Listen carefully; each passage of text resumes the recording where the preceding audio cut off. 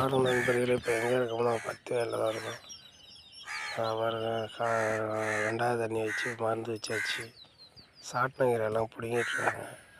திரும்ப கண் உரம்லாம் வெட்டினா சரியாக சாட்டினங்கீரை பிடுங்கிட்டுருக்காங்க.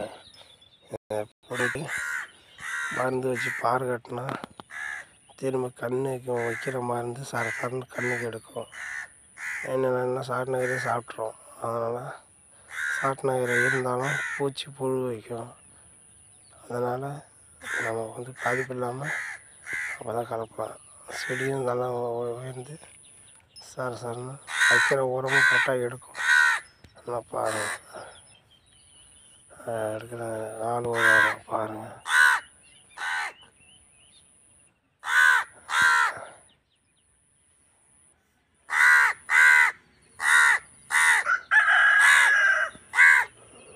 நல்லா பாருங்கள்.